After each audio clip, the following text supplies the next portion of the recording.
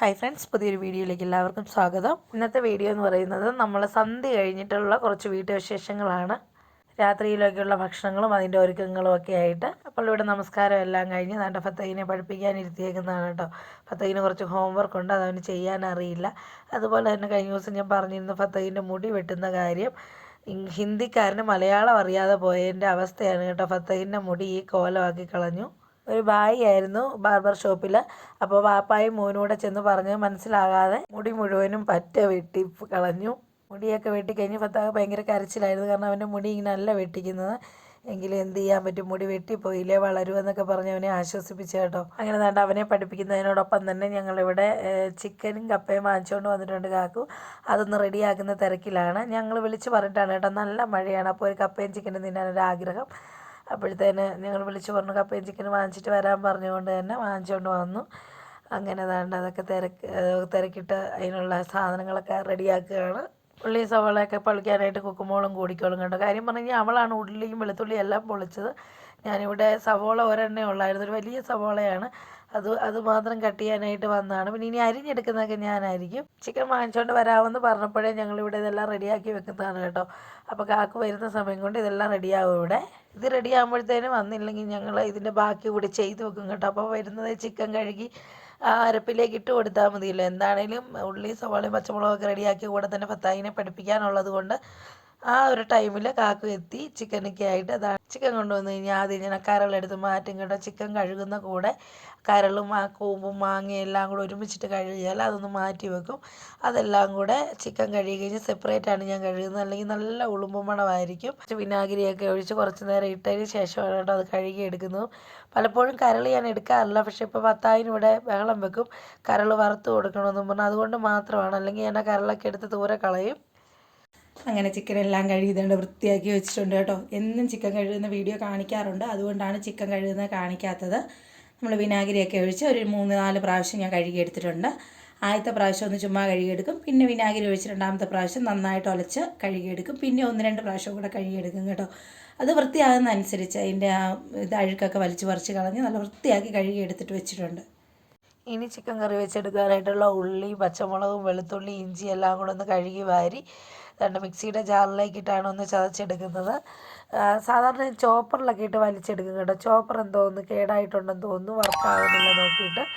അപ്പം ഇങ്ങനെ എടുത്താലും മതി, ജസ്റ്റ് ഒന്ന് ക്രഷ് ചെയ്തെടുത്താൽ മതി മിക്സിയുടെ ജാറിലിട്ട്, ഒരുപാട് അരഞ്ഞു പോകാതെ. ആദ്യം ഉള്ളിയും പച്ചമുളകും പിന്നെ വെളുത്തുള്ളി ഇഞ്ചിയും സെപ്പറേറ്റ് ചതച്ചെടുത്താൽ നല്ലതാണ്. സമയമില്ലാത്തത് കൊണ്ടാണ് എല്ലാം കൂടെ തന്നെ ഒരുമിച്ച് റെഡിയാക്കി എടുക്കുന്നത്. ഇനി ചിക്കൻ കറി വെക്കാൻ ആവശ്യത്തിനുള്ള മുളക് പൊടിയും മല്ലിപ്പൊടിയും മഞ്ഞൾപ്പൊടിയും ചിക്കൻ മസാലയും കൂടെ ഒന്ന് പച്ചമണം മാറുന്നത് വരെ ഒന്ന് മൂപ്പിച്ചെടുക്കുന്നുണ്ട് കേട്ടോ. ഇങ്ങനെ പൊടികളൊക്കെ ആദ്യം ഒന്ന് മൂപ്പിച്ചെടുത്ത് വെക്കുമ്പോഴത്തേന് നല്ല കളറ് കിട്ടും കറിക്ക്. അതുകൊണ്ടാണ് ഇങ്ങനെ സെപ്പറേറ്റ് ആയിട്ടൊന്ന് മൂപ്പിച്ചെടുക്കുന്നത്. ആ പച്ചമണമൊക്കെ മാറും വരെ ഒന്ന് മൂപ്പിച്ചെടുത്താൽ മതി. ഒരുപാട് നേരം മൂപ്പിച്ചുകൊണ്ടിരുന്ന് കഴിഞ്ഞാൽ കരിഞ്ഞു പോകാതെ തന്നെ എടുക്കണം. കരിഞ്ഞു പോയി കഴിഞ്ഞാൽ കറിക്ക് വേറൊരു ടേസ്റ്റായി പോവും. അതുകൊണ്ട് തന്നെ ഇവിടെ അത്യാവശ്യം റെഡി ആയപ്പോഴത്തേനും ഞാൻ സ്റ്റൗ ഓഫ് ചെയ്തിട്ടുണ്ട്. മൺചട്ടിക്കകത്ത് കറി വെച്ചെടുക്കുമ്പോൾ വിറകടുപ്പിൽ തന്നെ കറി വെച്ചെടുക്കാമെന്ന് വിചാരിച്ചു കേട്ടോ. അതാണ് ടേസ്റ്റ്. അതുകൊണ്ട് തന്നെ നല്ലതുപോലെ പാടുണ്ട് വിറക് കത്താനായിട്ട്, നല്ല പുകയുമാണ്.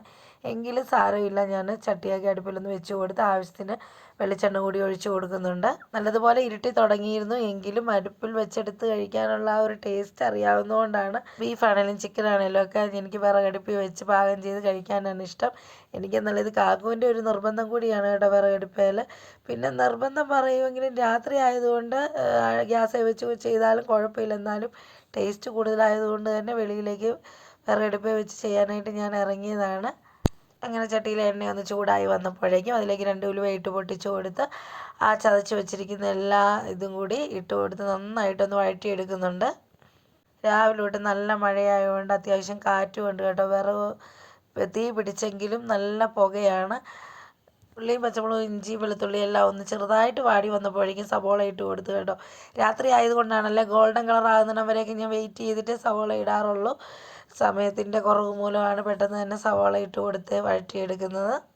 ഉള്ളി സവോളയൊക്കെ പെട്ടെന്നൊന്ന് വഴറ്റി വരാൻ വേണ്ടിയിട്ട് അല്പം ഉപ്പ് കൂടി ഇട്ട് കൊടുത്തിട്ടുണ്ട് കേട്ടോ. അല്പം ഉപ്പല്ല, കറിക്ക് ആവശ്യത്തിനുള്ള ഉപ്പ് ഇട്ട് കൊടുത്തിട്ടുണ്ട്.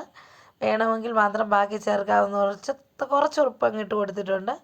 നല്ലതുപോലെ വഴറ്റിയെടുക്കുന്നുണ്ട്. ഇനി ഇതിലേക്ക് ആവശ്യമായ കറിവേപ്പില, കൂടെ തന്നെ ബിരിയാണി കൈത കൂടി ഇട്ട് കൊടുത്തിട്ടുണ്ട് കേട്ടോ. ബിരിയാണി കൈത അല്ലെങ്കിൽ എമ്പയില എന്ന് പറയും, ഞാൻ എപ്പോഴും തന്നെ പറയുന്നതാണ്. ഇനി നല്ലതുപോലെ ഒന്ന് വാട്ടിയെടുക്കണം. ഉള്ളിയൊക്കെ നല്ലതുപോലെ വഴറ്റിയെടുത്താലേ കറിക്ക് ടേസ്റ്റ് ഉണ്ടാവുള്ളൂ. ഒരുപാട് ഗോൾഡൻ കളറിൽ വഴറ്റി വരാനൊന്നും നിന്നില്ല കേട്ടോ. ഒരുവിധം ഗോൾഡൻ കളറൊക്കെ ആയപ്പോഴേക്കും അതിലേക്ക് ആവശ്യത്തിന് മസാല കൂടി മൂപ്പിച്ച് വെച്ചിരുന്ന് ഇട്ട് കൊടുക്കുകയാണ്.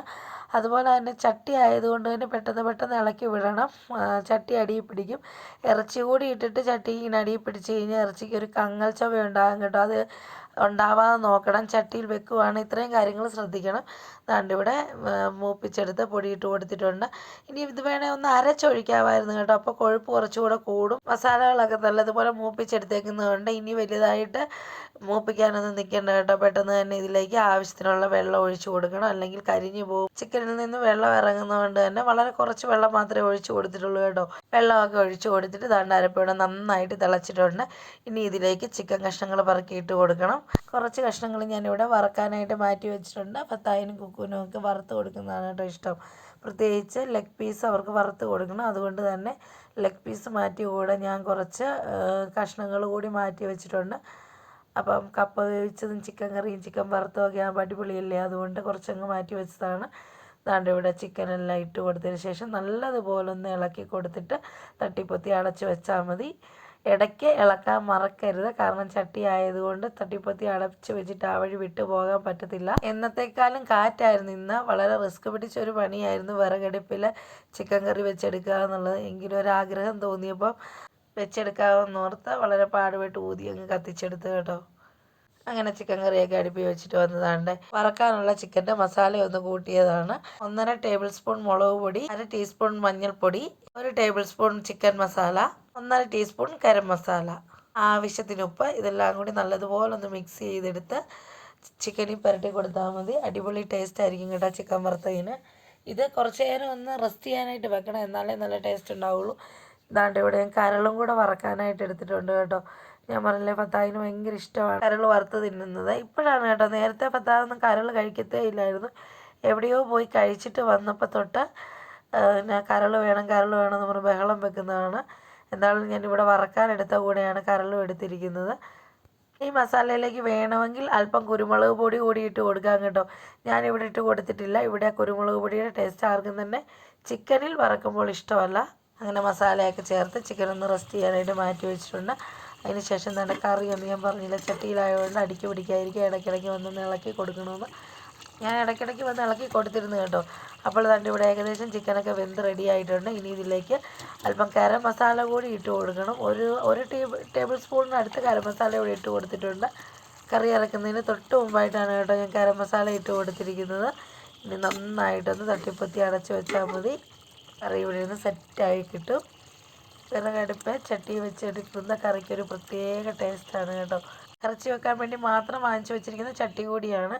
ഇനി ഇതേണ്ട കുറച്ച് കപ്പ റെഡിയാക്കി എടുക്കാനുണ്ട്. ചിക്കൻ കറി വെച്ച ശേഷമാണ് കേട്ടോ ഞാൻ കപ്പയിലേക്ക് വന്നത്. ഇതിനിടയ്ക്ക് ഫത്താഹിനെ പഠിപ്പിക്കാനൊക്കെ ഉള്ളതുകൊണ്ട് ഇടയ്ക്ക് അങ്ങോട്ടൊക്കെ കയറി പോകണമായിരുന്നു. കറി റെഡിയായാൽ തന്നെ പകുതി സമാധാനമല്ലേ, കപ്പ പിന്നെ പെട്ടെന്ന് വേവിക്കാമല്ലോ.